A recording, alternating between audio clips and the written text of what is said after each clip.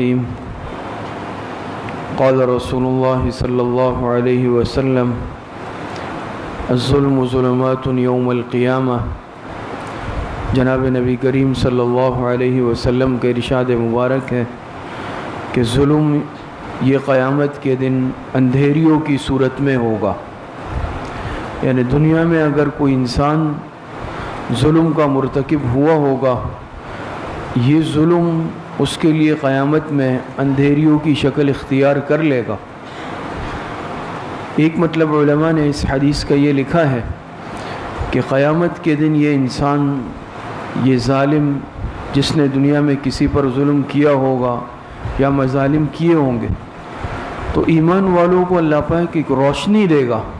قرآن کریم میں اس کا تذکرہ ہے، نورہم یسعی بین ایدیہم وبایمانہم، اور اس ایمان کی روشنی میں ایمان والے جنت کی طرف سفر کریں گے اور جائیں گے۔ جیسے دنیا میں اندھیرے میں انسان ٹارچ وغیرہ کی روشنی یا کسی چیز کی روشنی کی مدد سے چلتا ہے، تو ایمان کی نیکیوں کی اپنی ایک روشنی عطا کی جائے گی۔ لیکن خدا نخواستہ جس نے دنیا میں ظلم کیا ہوگا، وہ اس ایمان کی روشنی سے، نیکی اور تقوی کی روشنی سے محروم ہوگا اور جہنم کے گڑھے میں گر جائے گا۔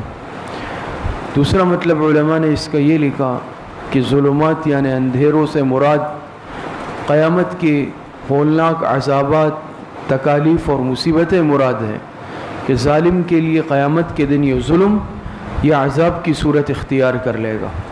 بہرحال ہر دو صورت، ظلم یہ انسان کے لیے دنیا میں بھی اور آخرت میں بھی خسارے اور نقصان کا باعث ہے۔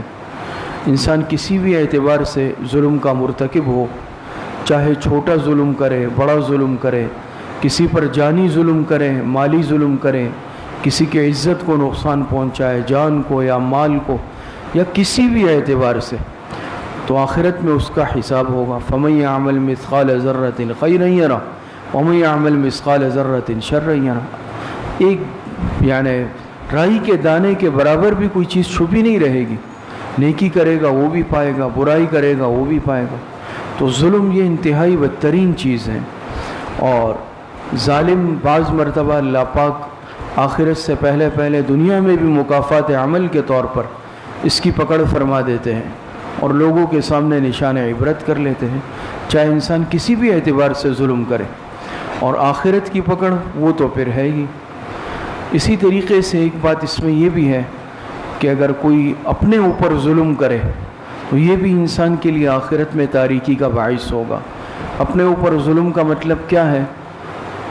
خدا نخواستہ کوئی شخص ایمان نہیں لائے، سب سے بڑا ظلم یہ شرک ہے۔ قرآن کریم میں اللہ پاک فرماتے ہیں ان الشرک لظلم عظیم، تو شرک کرنا، ایمان نہ لانا، اس سے بڑا ظلم کائنات میں کوئی نہیں ہے۔ تو یہ اپنے ساتھ ظلم ہے کہ انسان آخرت میں ہمیشہ کے لیے جہنم میں جائے گا۔ اسی طریقے سے ایمان تو ہے، لیکن خدا نخواستہ اگر انسان بدعملی والی اور فسق و فجور والی زندگی گزار رہا ہے، یہ چیز بھی کیا ہے؟ یہ چیز بھی جو ہے مواخذے کے لیے یعنی باعث بن سکتی ہے پکڑ کا۔ یہ بھی اپنے ساتھ ظلم ہے، گناہ کرنا، تو یہ اپنے ساتھ بھی ظلم ہے۔ تو اس حدیث سے ہمیں یہ سبق ملتا ہے، نہ انسان اپنی ذات کے ساتھ ظلم کرے، نہ کسی اور کی ذات کے ساتھ ظلم کرے۔